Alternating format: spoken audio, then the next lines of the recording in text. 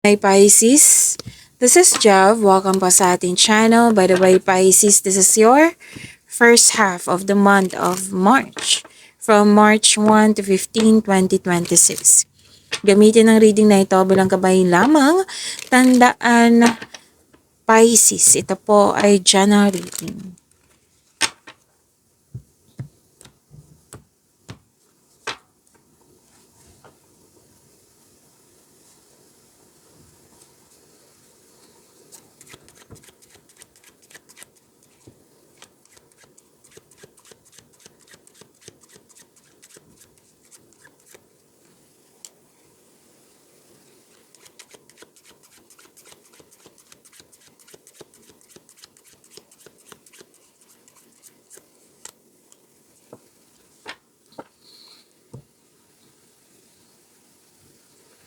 Pisces, sabi po dito na parang may importanteng lakad or di kaya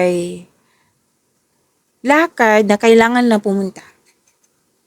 Oo. May bakasyon, may adventure, may new journey akong nakikita dito. At sa new journey na ito, magkakaroon po ng self-discovery or progress. At nakikita ko dito sa new journey mo ay in-embrace mo ito. Oo, in-embrace mo itong new beginning na ito. At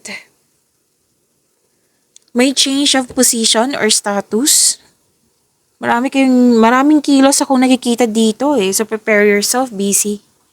Oo. Ay, first half of the month. Pwede din relocation po ito. Paglilipat.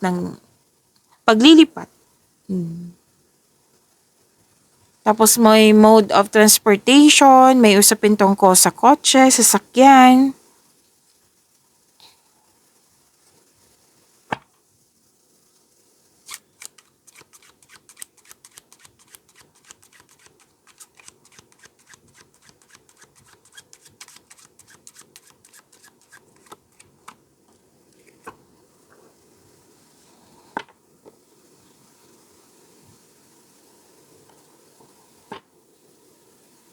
Oh, by the way, may reminder card nyo dito na huwag mag-overspend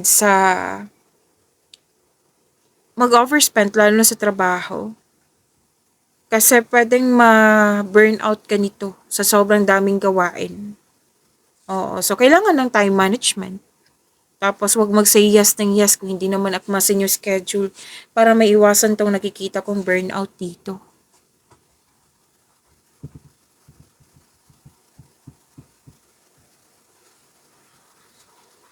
So, may advice ang card nyo po na differentiate nyo po yung priority. Yung mga bagay-bagay dyan kung ano yung priority. And, pwede din na may hinihintay kayo na kailangan habaan ng pasensya. Kasi nakikita ko dito pwedeng nainip kayo. Tapos nang dahil sa nainip ka, na-trigger yung anxiety mo. So, habaan ng pasensya. And make yourself busy habang hinihintay mo to kung ano man ito. Okay? Kasi naghihintay. Naiinip. Yan ang sinasabi dito. And you're hoping. You're hoping sa hinihintay mo. Dalawang card na mismo nagsabi dito na may usapin tungkol sa large transport vehicle. Like ship, bus, truck, etc. Yan. At may sabi din dito na may fear of separation. Like for example, kasi may new journey, di ba? Pwedeng may lakad, relocation.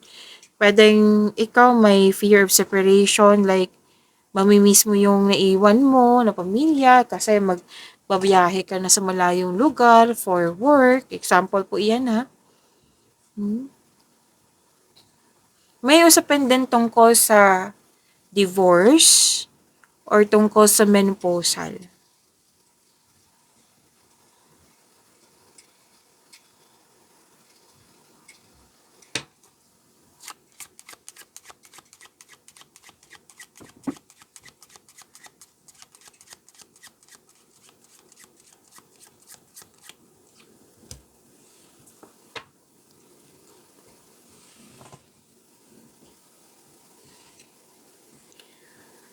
Okay, sabi po dito na Pisces, pwedeng nangyari na to ha, ang ilan sa inyo pwedeng nangyari na sa inyo, or kung hindi pa nangyari, be careful, kailangan mag-ingat. Kasi may tao dito na cheater, mapanlinlang, magnanakaw, hindi nagsasabi ng totoo. Loss of connection ba to? Loss of things or loss of opportunity? So, naka-highlight dito yung cheater eh. Cheater, magnanakaw. And ingatan din yung mga valuable things nyo dyan. Na kasi pwedeng walang nakaw na mangyayari kundi na misplace.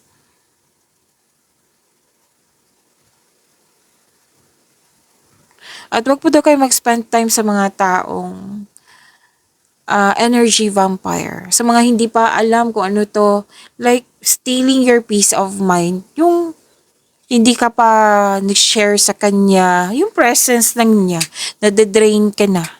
Na-drain na yung energy mo, na nakaramdam ka na ng pagod. So, wag po daw kayo mag-spend time sa mga taong nagsisteal yung peace of mind. Like, nangingialam sa'yo, di ba? Nangingialam sa'yo, pwedeng maguguluhan ka kung hindi ka guarded. Kung hindi ka nagput ng limitation. Yan ang sabi ng yung card. And,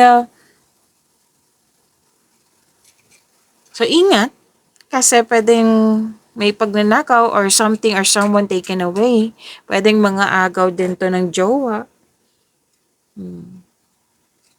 So, hindi ko kayo tinatakot ha. Sinasabi ko lang yung lumabas dito sa cards mo. Kunin nyo lang po kung ano yung naka-resonate sa inyo, Pisces.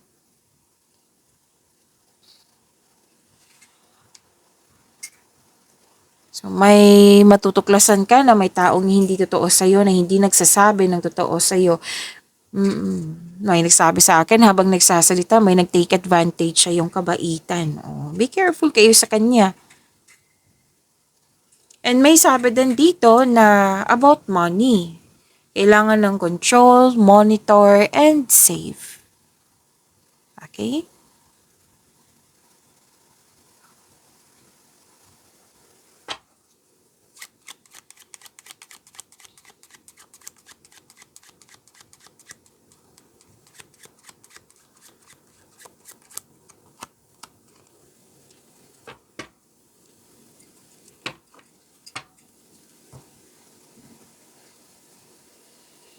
Pisces, have faith. Kung na-disappoint ka, kung ano man to, have faith. There's a power of prayer. Pero then, may usapin tungkol sa religion, sa church, sa chapel. Usapin tungkol sa church type building. Like for example, yung bahay niya parang church. Yan. And may justice, may hustisya. Kung dati hindi pabor sa'yo, ngayon magiging pabor na sa'yo. And masusunod yung desisyon, ideas, or plano kahit may nanggugulo sa'yo. May usapin din dito tungkol sa batas, law, legal matters. Pwede din kausap mo yung judge, lawyer, or di kaya'y priest. May lumabas din dito na medical specialist. May concern kayo sa cold-hearted na tao.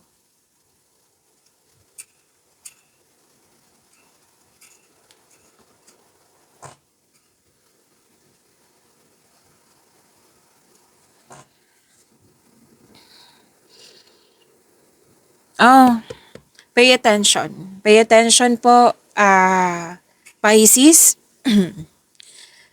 May nakita kasi ako dito, nangyari na to sa nakaraan. Like, loss of money. Dalawang card kasi nagsabi na kailangan mong i-let go na yan. Kailangan mo yung make change. You have to move forward. Huwag mong hayaan na matrap ka or magkaroon ng stagnation. You have to make action. Change. Yan. Tapos, kung hindi pa nangyari, itong loss of money, di ba may sinabi kanina na control your money, save, monitor, balance, yan. Kasi nakikita ko dito, loss of money, pwedeng nawala, kinuha, na-damage, nagasta, or ninakaw. Pero then, hindi to about sa iyo. Pwedeng may taong malapit sa iyo na nagkikwento sa inyo na malaking problema niya sa kanyang money, tapos naapektuhan ka, naawa ka. Again, maging maingat talaga. Okay? Kasi kanina, di ba, may cheater, may magnanakaw, pwedeng na misplace. Iwas na lang kayo kasi may ano dito, may inggit sa inyo. Kanina pa to. Repeating message po. 2 card po mismo nagsabi niyan. Selos, possessive, malaki ang inggit, frustration. Pwedeng na-annoy ka. Oo, so may anger issues dito. So ingat na lang kayo sa kanya. Put limitation. Kung hindi kailangan na umalis, put limitation. Huwag mong tanggapin yung negativity niya. Huwag magpa-apekto.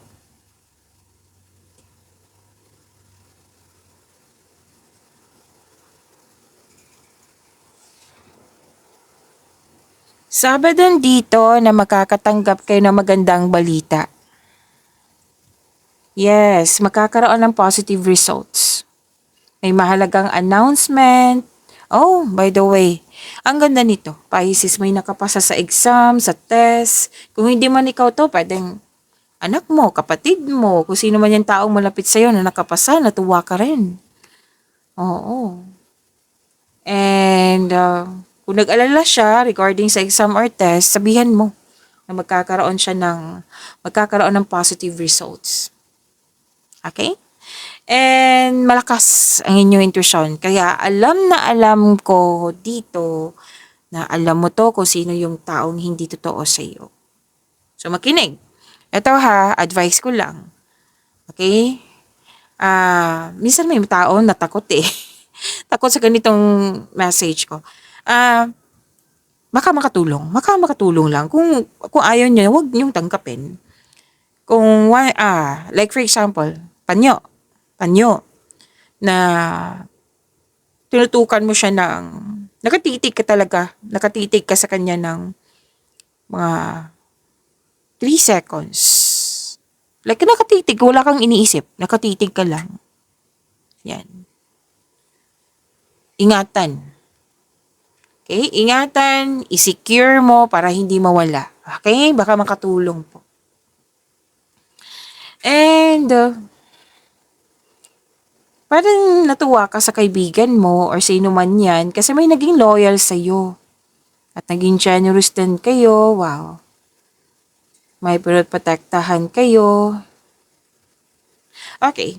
Kung ano man itong desire mo, sabi ng yung cord, bigyan ng action, strong values na may kasamang good intention para makuha mo tong success na sinasabi dito. May success in love, faithfulness, yan. May special attachment kasi isang tao dito na magaan ang loob mo sa kanya.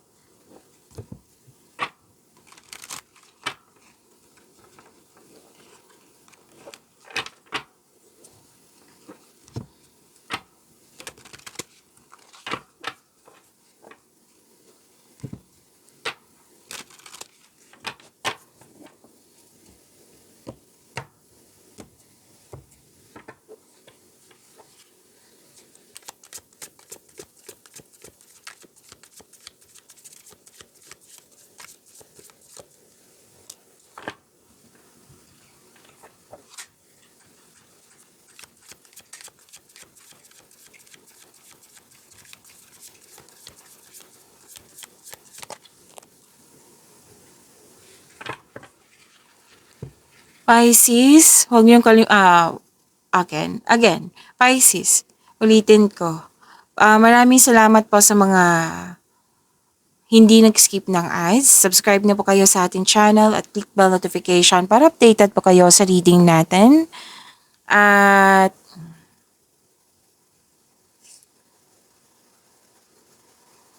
okay, para sa mga gusto magpa-reading po, comment po kayo ng personal reading and check my reply sa comment section. Saglit lang po ha, magkuha muna ako ng charger.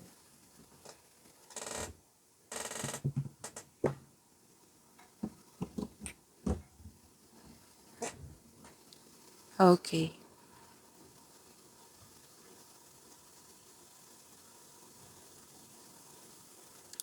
Pisces, malalim ang iniisip mo dito. Kasi maraming opportunities po na pinag-isipan mo na mabuti. Kasi ayaw mo magkamali, ayaw mo masaktan, kaya naging wiser ka. Alam mo, fear ito, kailangan ma-release tong fear na ito. Kasi fear to sa nakaraan nangyari sa nakaraan, trauma nga sa nakaraan na ngayon nakaka-apekto sa'yo kasi naging guarded ka. Tapos, kailangan ma-release tong fear na ito. And, kasi nakikita ko dito natagalan ka sa paggawa ng desisyon. Na kailangan may piliin, desisyon, yan. So, malalim ang iniisip mo, nagmuni-muni.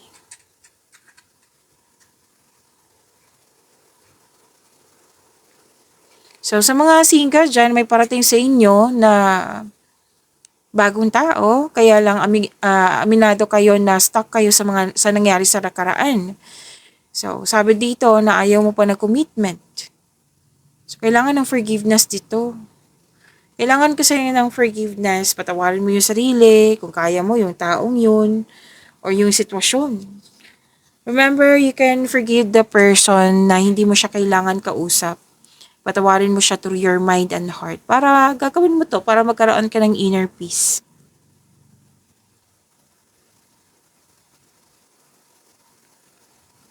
Sa buhay mag-asawa sa mga relasyon, may nasabi, may nagawa. So, same pa rin yung sinasabi dito, forgiveness.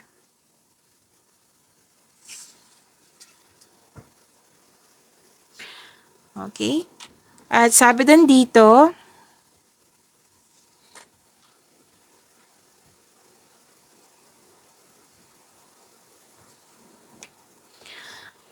okay. Sa dalawang court po mismo nagsabi dito na nag-iisip ka ng mga bagong ideas para sa ikakabuti na yung mga ginagawa.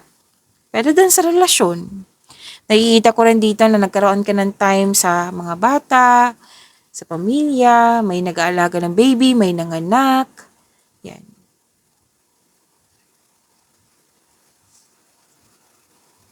Okay, makakatanggap ka ng mensahe sa pamagitan ng panaginip po. Nakita ko rin dito na some of you enjoy kayo sa pag-spend time sa bahay. May ilan din dito nag-enjoy sa home decoration.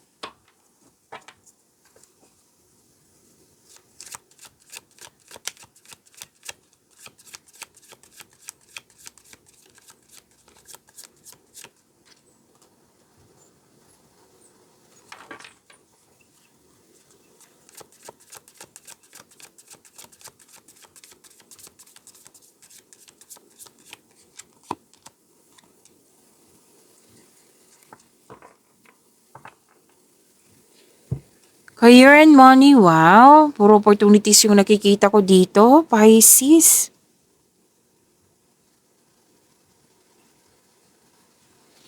Sabi ng yung card, may celebration, may togetherness. At may ganap na groupings or collaboration. Tapos itong grupo ng tao ay very supportive sa'yo. Magkakaroon ng outing, company outing ba to? Basta outing po, magtipon-tipon. And gustong-gusto mo tong togetherness ni ito kasi nagbibigay ito ng this is also means a stress reliever.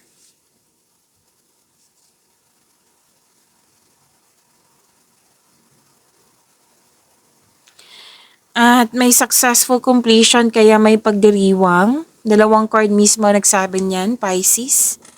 You're reaping rewards, accomplishment, success, may perfect situation, may recognition po.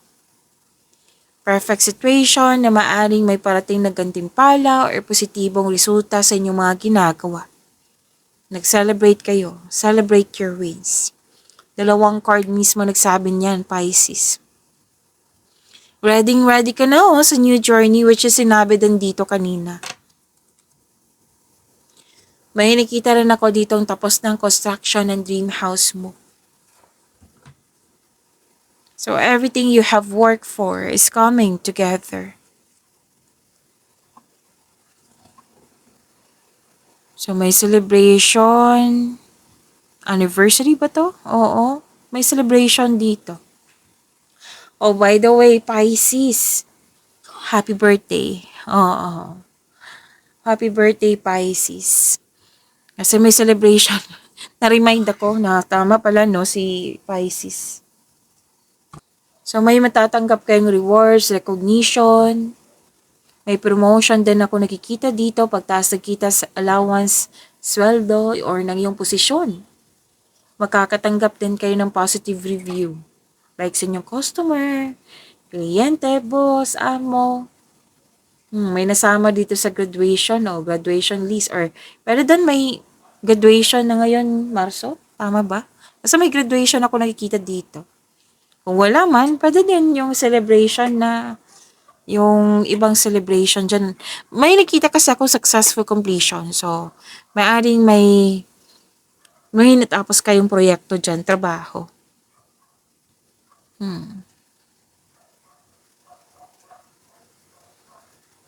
So, everything you have worked for is coming together.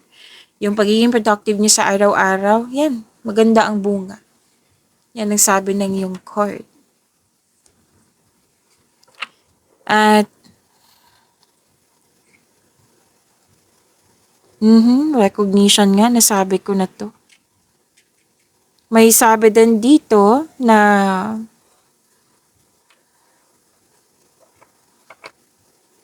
ang ganda nito. May ganap na negotiation for a raise ng, syempre, nasabi kanina, di ba? Dalawang card kasi nagsabi. Raise ng allowance, sweldo, or pwede din kontrata. Any kind of negotiation na naka-align sa career and money mo, magkakaroon po ng successful agreement. Challenges, maaaring ma-challenge ka sa career mo, pero don't you worry. Temporary lang po ito.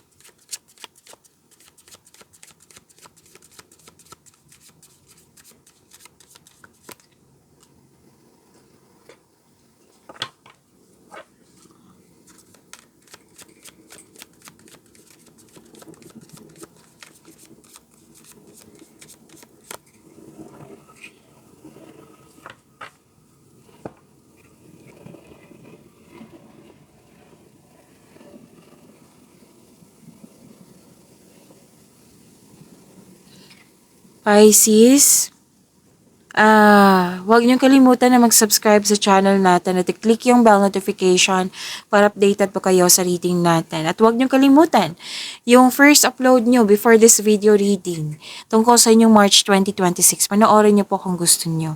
At abangan niyo po yung mga susunod na video reading niyo tungkol sa inyong Marso.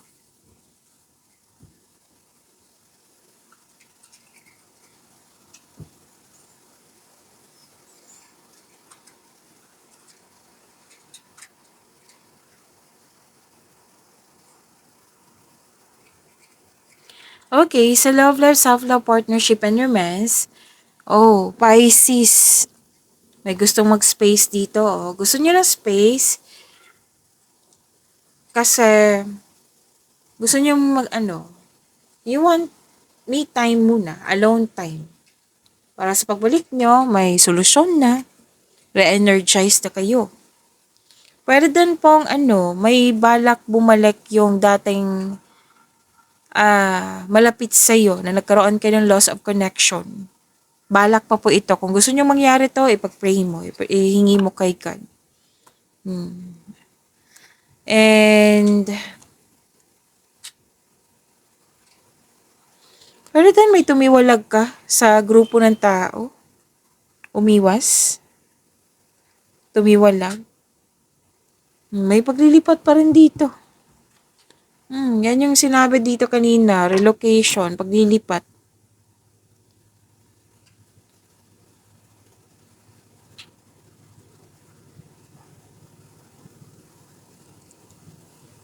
May sabi din dito na, okay, may sabi din dito,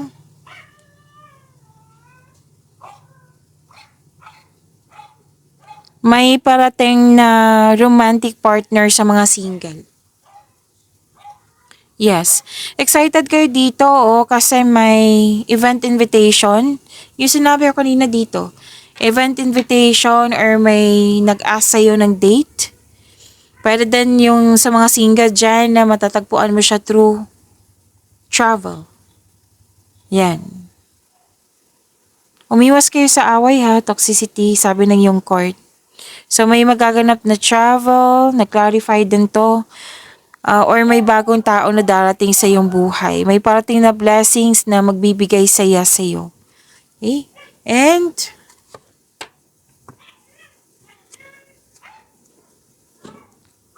andito din po. May justice. Naalala niyo yung sinabi ko kanina dito? May justice din dito.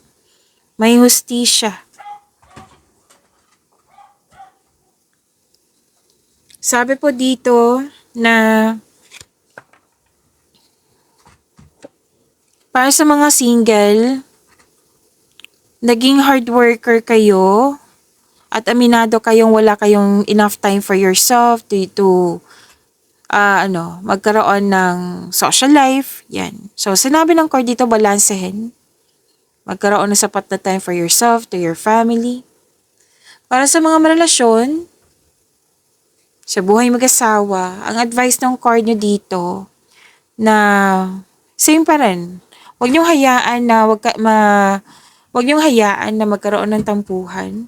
Para din ngayon, kung kailan nyo ito napanood, nagkaroon kayo ng tampuhan na hindi nagkaroon ng pagkakaunawaan ng dahil sa lack of time.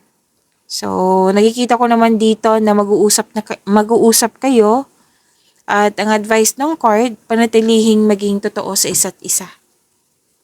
So, may pagkakaayos naman. Sinabi ng court dito na magiging maayos din to. Kung dati hindi nagkasundo, ngayon magkakasundo na. Kung dati hindi pabor sa'yo, ngayon pabor na. May nakita kong ganyan. Kung may legal issues kayo, mananalo kayo, magiging maayos ito. Okay? And, okay, so this is lahat kayo nag-manifest kayo na magkaroon ng wonderful relationship. At sinabi ng yung card dito na magkakaroon ng wonderful relationship, your manifest will be granted soon. So, pay attention lang kayo sa pagbalanse sa inyong emotion with your thoughts while remaining grounded and passionate. Okay? And, blessings pa rin yung sinasabi dito. May parating sa inyo and you are divinely guided. Okay? You are divinely guided. At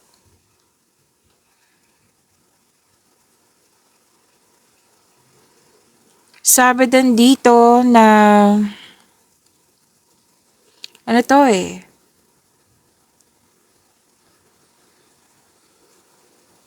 you're walking away. Umiwas ka ng sa mga toxicity. Which is good. Single ka man marelasyon sa buhay mag-asawa. So, may repeating message dito. Tingnan-check ko lang ha. Baka may iba pa. Kasi may nakita kong angel number 3, 3, 3, 3. Okay, may angel number. Okay, may 1111 dito. So, isahin muna natin. Isa-isahin natin. Kasi maraming mensahe to. So, magsimula po tayo kay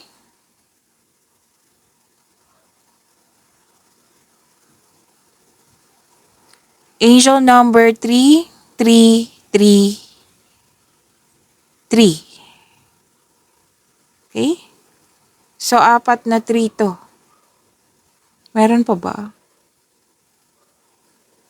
Meron pa. Okay, so angel number 3333. This is a powerful sign, highly spiritual message na magkakaroon siya ng personal growth.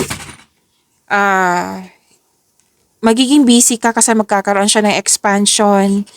And sinabi din kanina, dito din sa inyong angel number 3333 na you are divinely guided. Okay? Magkakaroon ng spiritual growth and expansion, maintain positive mindset, na mag-focus kayo sa optimism, joy, pagkakaisa, and be confident sa bibigyan mong aksyon. Yes, prepare yourself kasi magiging busy kayo. And, ano pa? So, double check ko lang ha, baka may makalimutan ako. Oh, okay. Ang ganda nito. Angel number 88. Ang ganda nito. Kasi sabi dito, this is abundance, financial prosperity, and good karma.